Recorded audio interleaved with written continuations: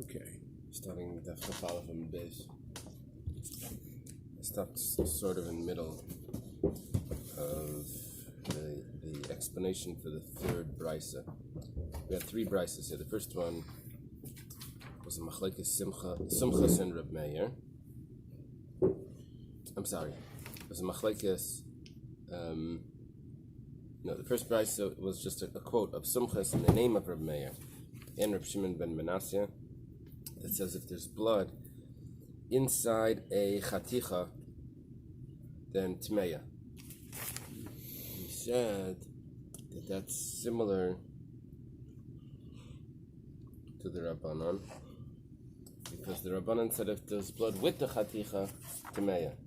Simcha says that if it's in. So he said, well, it's a little more lenient than the Rabbanan, because the Rabbanan didn't say b'seichai.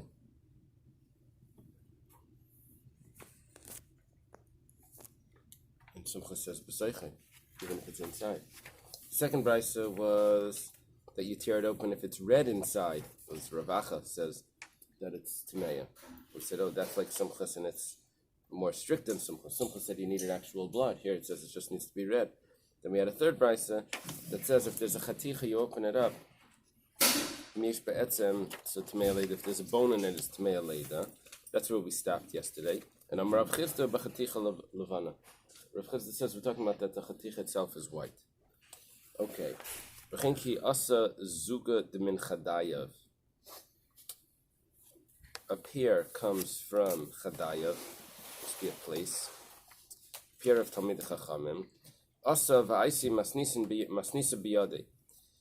They come and they bring a brisa in their hands, and the brisa is going to say mapelas chaticha levana kaira, that if there's a white chaticha, skin tissue, you tear it open, and yesh be'etzem, if there's a bone, then imet me'aleda, than the mother's tummy. It's a little bit of a problem with Rashi explains zuga. Rashi says it's a two Talmidei Chachamim, a pair. Zuga means a pair. And the problem is, because I mentioned this on the side, that the verbs don't match the people, because it's a singular. Asa va'aisi masnisa biyadei. It should have said asu va'aisi biyadayu. Masnisa biyadayu. It should have used the plural if it's actually two people. Maybe Rashi has the plural. Yes, that's very possible. And by the way, when Rashi changes a girsa, he changes it not because he had it. He'll change it because that's what fits, as opposed to later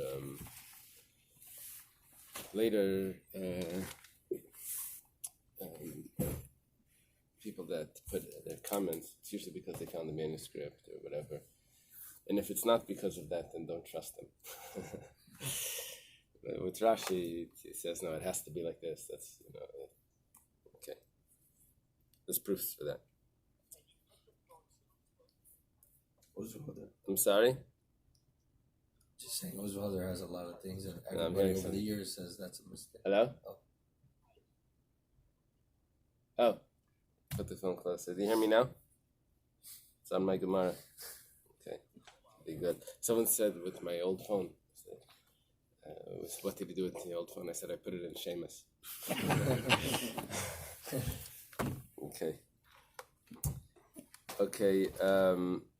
We're going over here. We're starting with Amar Rabbi Yochanan, Mishum Reb Shimon ben Yochai. Rabbi Yochanan says in the name of Reb Shimon ben Yochai, Hamapelas chaticha. If a woman gives birth to some skin tissue, you tear it open, kaira. If there's blood that's collected there, then tmeya. She's tamei lav tahira. If not, then she's tahira. And we say it. This is kasumchas v'kila mikula, but it's more lenient because sumchas doesn't require that there's a lot of blood collected. It said a little blood. The other opinion, Ravacha said it just needs to be shaded red inside, and that was enough. But here, you mamash need a collection. It's like a pool of blood inside, a collection. Only then it's going to be tummy. Our Gemara is going to go through several interesting questions. This is the first one, and we're gonna have more over the next few pages. These boimines, very interesting. So it starts like this. He asks, Rabbi Yomi asks his teacher, Rabbi Zera, Haraya dam b'shveiferes. Someone sees blood, but it's in a tube. That means that they insert a tube inside that area. And instead of the blood dripping into that canal, into the private area, it actually goes into a tube, and it makes its way directly out of the woman, so it never touches her in the inside. Now, why is that an issue? Why is that a question? You want to ask something? How do you translate? Sheferes is a tube. So Yeah, that means don't attach a tube to the egg to drip oil into the candle, right? Like a straw. It would be like a straw. Some commentators say Shifra, that was the midwife, had some sort of suction tube that she would use to clear out the Shifra, was Shriferes, was the tube. Okay. Before we go further, I just want to say that there was a periodical called Hanoyam. I haven't seen it in years, but it was probably even published. It probably finished being published. They stopped it probably before my time, but I've seen the old copies. In one of them, Reb Shlomo Zalman, if I'm not mistaken, his daughter, a relative of his, had difficulty having children, and the difficulty had to do with that her ovulation was not working out with her cycle, with her Nidda cycle. So he had to work something out. And in the early years, like in a long time ago, probably close to 70 years ago, he wrote this article about how to use the Shriferes to maybe do away with 1 month of Nidda to allow her to become pregnant, and together with other points, but he used this. And someone told me he was there in Yerushalayim when this article was published. He was a little kid, so he didn't know anything about Nidda and anything. But in the streets they were saying that Shlomo Zalman wrote something gefährlich, like a tumult. He didn't say it like la halacha. He said like it was suggesting, if other rabbanim will agree with me, then I'll we'll pursue this more. But how are you going to learn this Gemara? It's a Gemara here. It's Siman Kuf Beches and Hilchos Nidda, but it's based on this piece. So his question is, your Yomi's question is, they didn't do it. They I don't think they ever pursued it. There was in that Hanoyam, there's articles afterwards where people argue against them. People said no, or so. It was a contested piece. Okay, so his question is Harei dam b'shriferes, and it goes like this: Bibesara Amarachmana. It needs to come.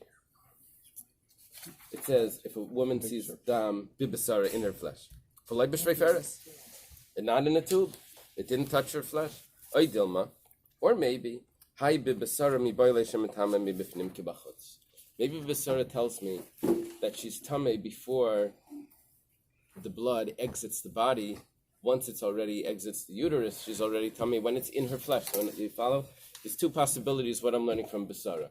Either it has to actually touch her inside flesh, or she's tummy already inside. Which one is the one that we're learning? Amalei, Besara Machmanav Lebeshveferes. We're learning that it needs to be in her flesh and not in the tube. That means she's tar if she inserts a tube to take that. Well, the blood will exit through a tube and out of her body. She won't be tummy. Dibi besara, because if it's only telling me besara, di besara mi boile shematama mivfnim mibachutz. If besara is only telling me that she becomes tummy inside, then kinei makra besara.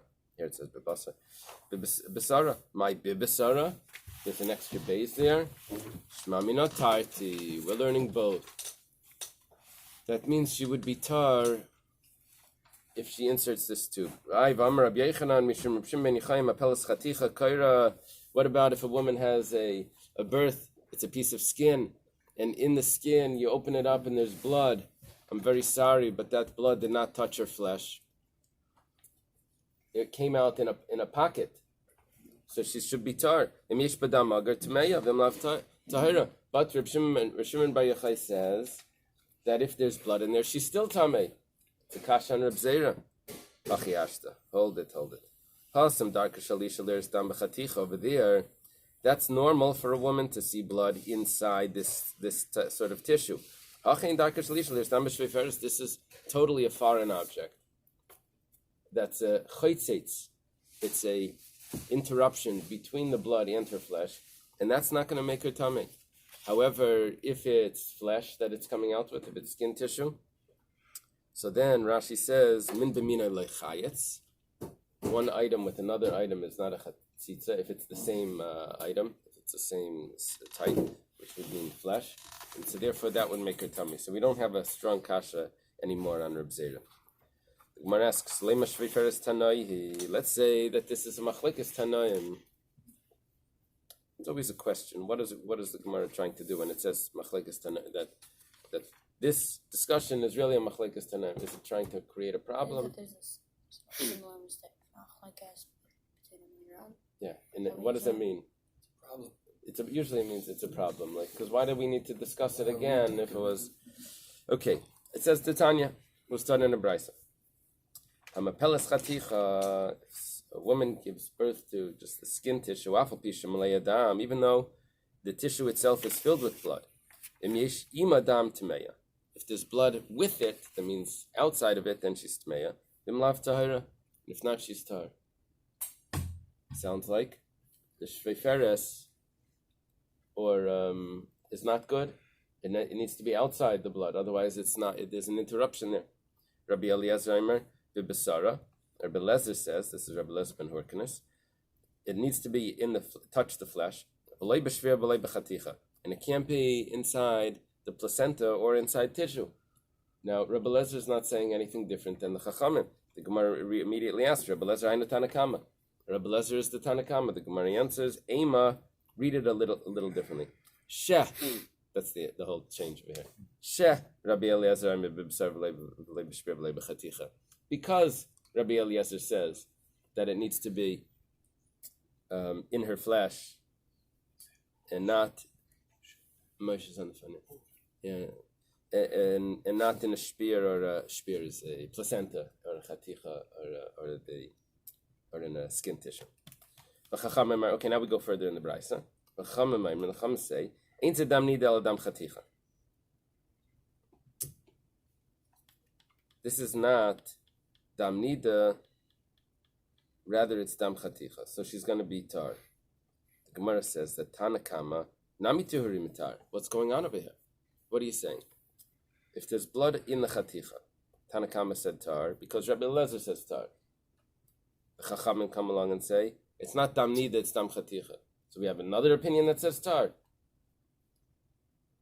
Ela de pali pluya yekabinayo. We're talking about that the tissue is not smooth, as if it's like a little capsule that has blood inside.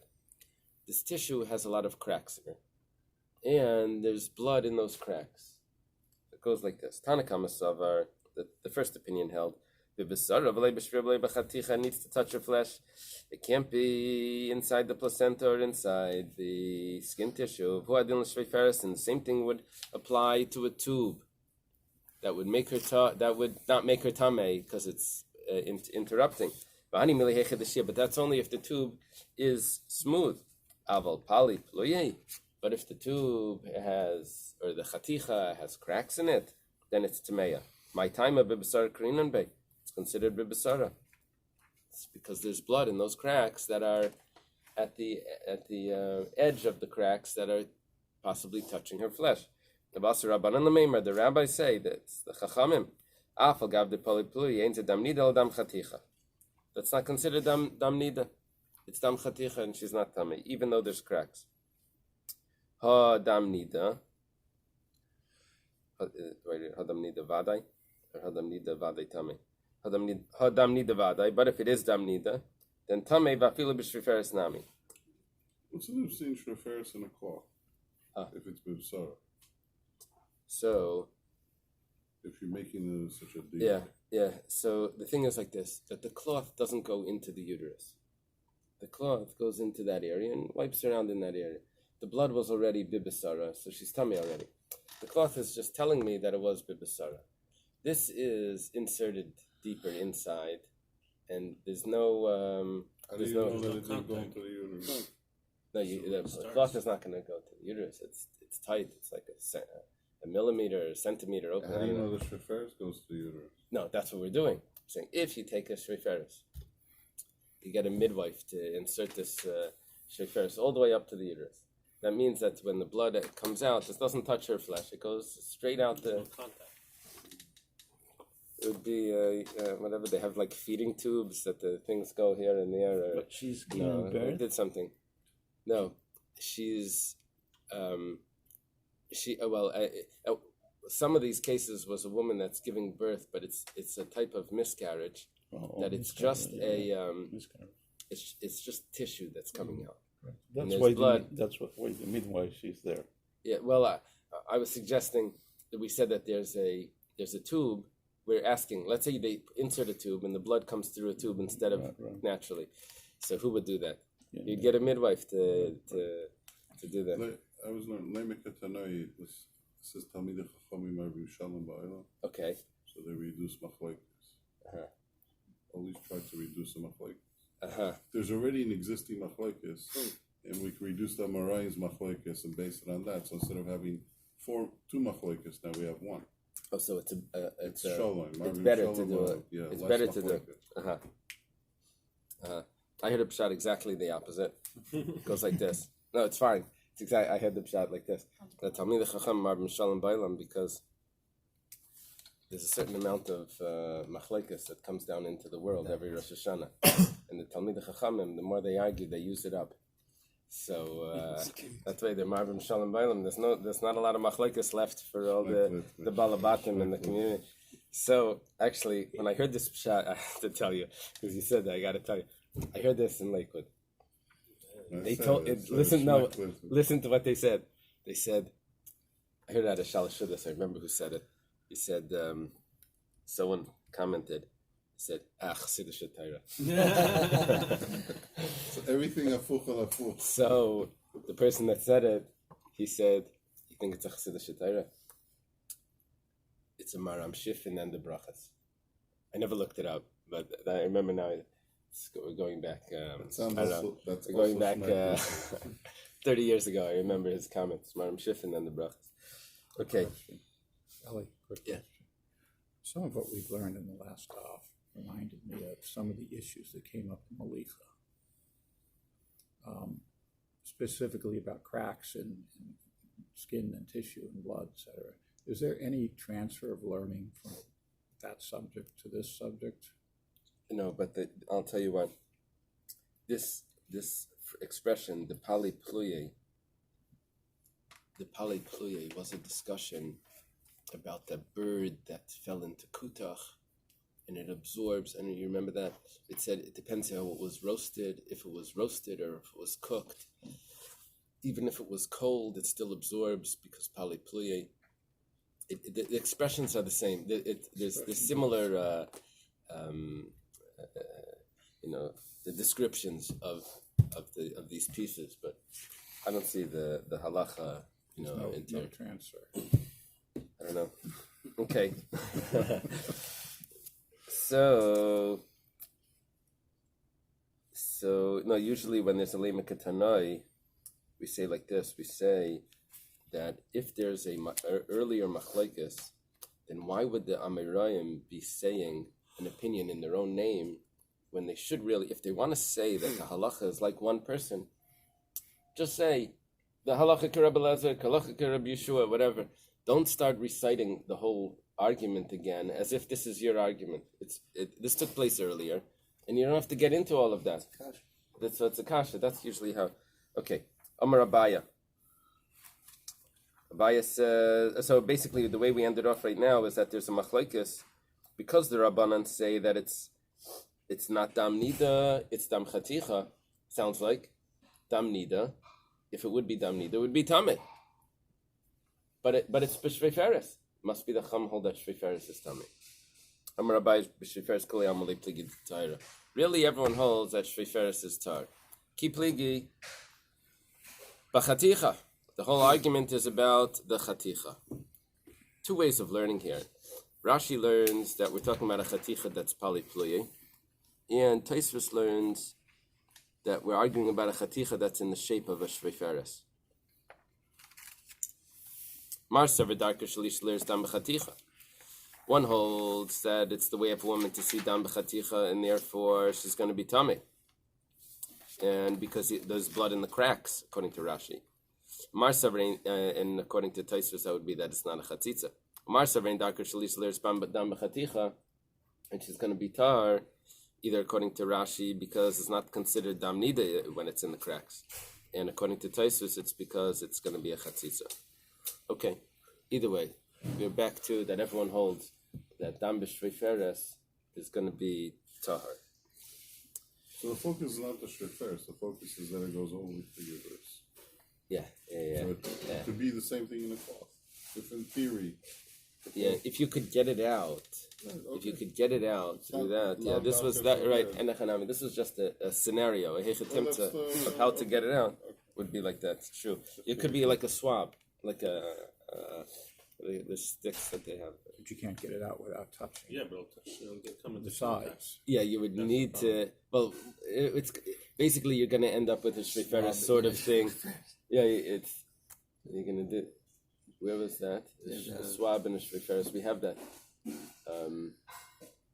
There's actually a halachos about that in Kuf Pei Zayin, Simon Kuf Pei Zayin. But there is such a concept where they talk about that. Rava Amar. Rava says, "The kuli almein darka isha liris dam b'chaticha." Everyone holds. We're getting into Tumah and Tara now. Everyone holds that really a woman doesn't see blood in the chaticha. So therefore, so here the woman is for sure tar. We're arguing about something else. We're arguing about the blood was in her uterus. So therefore the blood itself is tameh. But she's not tameh neither. This blood is just tameh fluid. So if this blood touches food, that food's going to be tameh. Rabbi Lazar Savar Ishita. So if that blood never exits, she's not tameh. If it stays in the uterus forever, yeah. Whatever. I mean, yeah, no, true. Right. 100%. Can't hurt you. Right. Meaning it only becomes tameh if it's a visual. Meaning. Right. You know that story with the woman I told you, with the woman that she didn't want to have children. They said they're going to be chutzpahdik. I'm not having any children. The doctor said no, we can resolve that. So how do you resolve it? So we have a pill nowadays. If you take the pill during pregnancy, so they come out not chutzpahdik. Anyway, she gets nervous that it's not going to work, so she takes 2 pills. Then she gets even more nervous. She takes like 4 pills every day. Anyway, she doesn't give birth. So a year later, 2 years later, she's 90 years old. She passes away. The doctors are going crazy. We have to do an autopsy to see what's going on in the inside. They open up and there's 2 kids over there, 2 men. This one saying, "You first." No, you first. After you. The British. Okay, so yeah, if it never comes out, so she's going to be tar. But here we're talking about the blood. If the blood is tummy, the asi derech makar, because it's coming from the makar. Makar is the uterus. Rabbanan savri yishatayra. And makar mitar, that the blood at the uterus is tar. The Rabbanan hold that miman nafshach. If you're going to say that it's nida, then she's tummy. And if you're going to say it's not nida, then what are you saying? Why are you saying that it's the blood is tummy? Here's our next question. It's not Rabbi Yirmiyah from Reb Zera. This is a question from Rabba from Rav Huna. Rabba me Rav Huna. Rabbi asked a question from Rav Huna. Rabbi, it's not Rav Huna's son, it was also Rabbi. It's Rabbi Bar Nachmani, who's younger. And on our chart, we have a line that goes from Rabbi to Rav Huna. Rabbi to Rav Huna. Okay. This question is like this. Haraya Kari B'Kesamau. A very similar story. It's just instead of with a woman, it's with a man. So if someone inserts a kesam, which is a splinter, but just to make it more A sliver. a sliver, a toothpick, it would probably be some sort of swab that we're talking about, or a needle point. He sticks this inside. They use here a reed. A reed. Which is hollow. Oh, kesam. Oh, that's like even better. a straw. Right. And he sticks it inside his bris milah, and he's taking out keri, shechva zera. He's taking out shechva zera from inside himself. Now the question is like this. We just said that if a woman has blood, but it doesn't touch any of the area inside because they inserted a tube, and it just came out through the tube, we said that she's tar. Now our question is, are we taking if we take out shechva zera from a man, will the man remain tar if it comes out like that? So he could have had a Foley catheter. right, a catheter that would just And then okay, very good. So it goes like this: Mimenu amrachmana. It says this asher teitzi mimenu shechva zera, has to come from him. Then adenafik mbesore, has to come out from his flesh. V'loy bekesam, but not through a reed. Dilma, or maybe hai mimenu asher teitzi tumas lachutz. Maybe it just means it needs to go out. But how it gets out doesn't need to touch him. And it would be tummy even if it comes through a reed. But questioning what is mimenu? Does it mean that it needs to go out? See, a man is different than a woman in many ways. But in over here, that a woman is tummy inside. A man is only tummy out when it goes out. A woman is tummy bibasari already before it exits. A man is tummy only after it exits. Maybe that's what mimenu is saying. Or maybe mimenu means that it needs to touch the bris, that male organ, until it for it to be tummy. Amar lei, Rav Huna responds.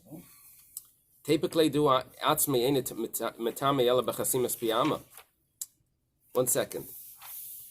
It needs, according to Rashi, it needs to be a certain amount to make him tummy. It has to be the amount that would seal off the opening of his bris. If it's that amount of shechva zera that would be able to seal it, then it would be tummy. What's the issue here? That he's putting in a straw, he's taking it out through a reed, and that reed is taking up some of the space. It's not enough because it's coming out just the amount that's sealing the reed and not the piyama. The reed also takes up space. Okay, Taisus doesn't learn like this. Taisus doesn't says that there's no shear at all, and that's clear. He says the other way of there's another question over here that when you're asking about the shear, you're not looking at the thickness of it. You're only looking at true the way it's coming out, but you don't know how long it is downward, the thickness of it.